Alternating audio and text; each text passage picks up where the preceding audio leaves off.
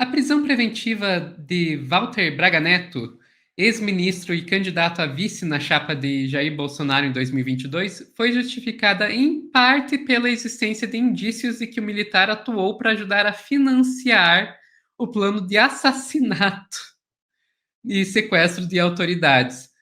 Agora, a Polícia Federal segue o rastro do dinheiro que, segundo o tenente-coronel Mauro Cid, ex-ajudante de ordens do Bolsonaro, foi entregue pelo general para viabilizar as ações clandestinas após ser obtido, aspas, junto ao pessoal do agronegócio. Vamos entender melhor essa história com o nosso querido Pedro Zambarda aqui no Plantão do Meteoro.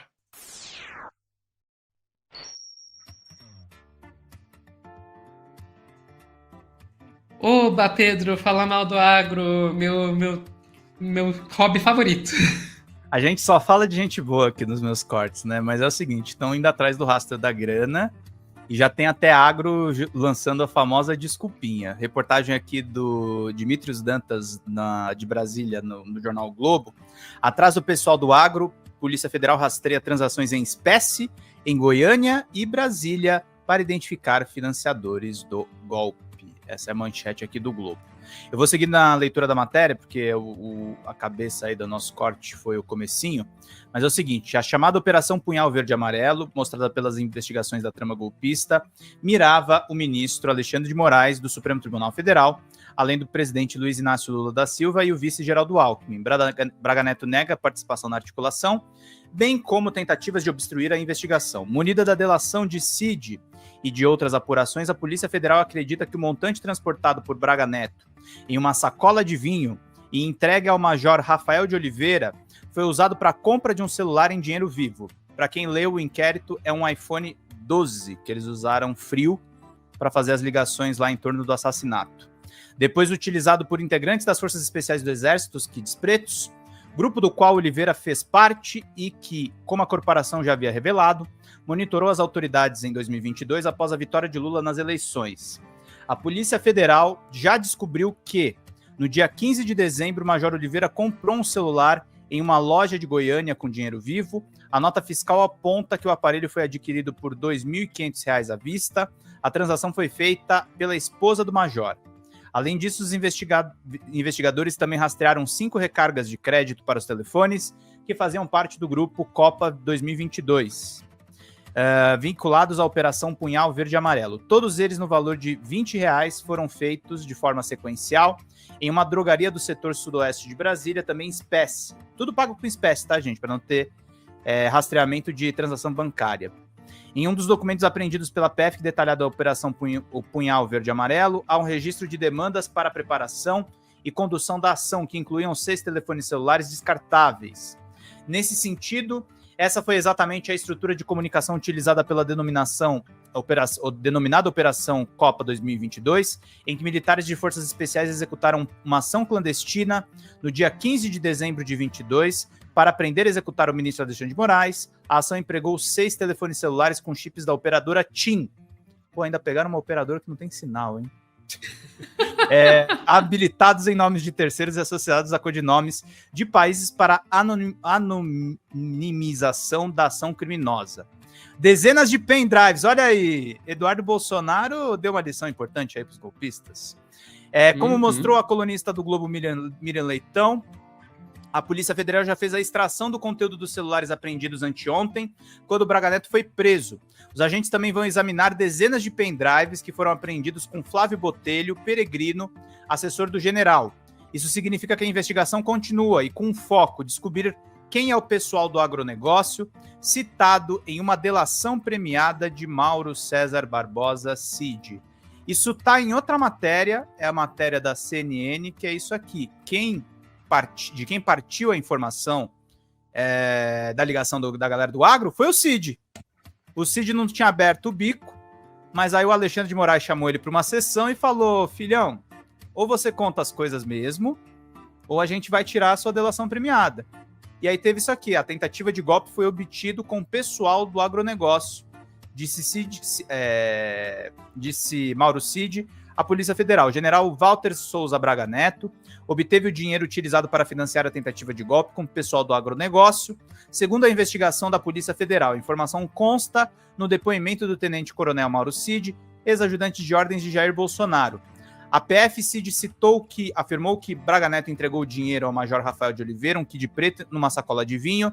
Ainda segundo Cid, o ex-ministro disse à época que o financiamento tinha sido obtido através do pessoal do agronegócio. Segundo a investigação, os desdobramentos das investigações e os novos depoimentos de Cid revelaram a gravíssima participação de Walter Souza Braga Neto nos fatos investigados em verdadeiro papel de liderança, organização e financiamento, além de demonstrar relevantes indícios de que a representada atuou reiteradamente para embaraçar as investigações. Para quem não sabe, o Cid estava em contato com o pai do Mauro, o Braga Neto estava em contato com o pai do Mauro Cid para tentar saber o que foi dito na delação premiada. Isso é tentativa de cercear as investigações, tá? Então, por isso ele foi preso preventivamente. E aí, inclusive, Sofia... tinha um documento, né, com perguntas e respostas sobre a delação do Mauro Cid, que foi apreendido, se eu não me engano, na sala de um assessor do Braga Neto, né, o Pellegrino. Uhum. E deixa eu pegar aqui só mais algumas informações aqui. O pessoal do agro, obviamente, já está com medo e diz o seguinte: bancada ruralista já comenta o suposto apoio de empresários ao plano do golpe. Está lá no Congresso em Foco. A Frente Parlamentar da Agropecuária, conhecida como Bancada Ruralista no Congresso Nacional, se pronunciou nesta segunda sobre a suspeita levantada pela Polícia Federal de patrocínio financeiro de empresários do agronegócio na tentativa de golpe de Estado. Articulada nos últimos meses durante o governo Bolsonaro, o bloco cobrou urgência e rigor na apuração do caso. A suspeita de envolvimento de produtores rurais partiu da delação premiada do tenente-coronel Mauro Cid, ex-ajudante de ordens do ex-presidente da República Jair Bolsonaro, indagado sobre a origem do dinheiro que teria sido pago pelo então ministro da Casa Civil, Walter Braga Neto, aos oficiais envolvidos na tentativa de assassinato de Lula, Alckmin e Alexandre de Moraes. Até o momento, não há nenhum empresário do setor citado nominalmente no inquérito. No entanto, o agronegócio foi um dos principais beneficiários da gestão Bolsonaro, que instituiu políticas de flexibilização da fiscalização ambiental. Na época, o governo tentou alavancar projetos de lei voltados à redução nas restrições de uso de agrotóxicos, o principal deles aprovado em 2023, já na gestão de Lula. Em nota, é o clássico de quem quer indicar que tem alguma coisa errada, né, Sofia? Nem foi perguntado e a associação já está soltando nota. Em nota, a bancada ruralista defende que os responsáveis sejam identificados e punidos com o máximo rigor da lei, independentemente da atividade econômica e eventuais envolvidos, observando que a apuração ocorra de forma legal, transparente, equilibrada e em estrita observância ao que determina a Constituição Federal. O conteúdo da delação de Cid culminou em uma onda de críticas ao agronegócio nas redes sociais. A bancada ruralista também se pronunciou sobre o tema. É inadmissível que ações isoladas sejam usadas para generalizar e comprometer a imagem de um setor econômico composto de mais de 6 milhões de produtores que desempenham um papel fundamental no desenvolvimento do país. Ninguém está querendo estigmatizar o agronegócio, mas eu acho sintomático assim, que seja justamente esse setor que está sendo envolvido nessa tentativa de golpe, né, Sofia? Pois eu acho que tem alguns pontos para a gente destacar aqui. Primeiro, o agronegócio, toda vez que ele virar alvo, e ele tem boas razões para virar alvo, ele tenta colocar desde o pequeno produtor familiar até o grande latifundiário como se fosse uma coisa só. Não é. Não é. Quando a gente está falando do agronegócio aqui, a gente está falando dos grandes latifundiários. Ninguém está se referindo ao pequeno produtor rural.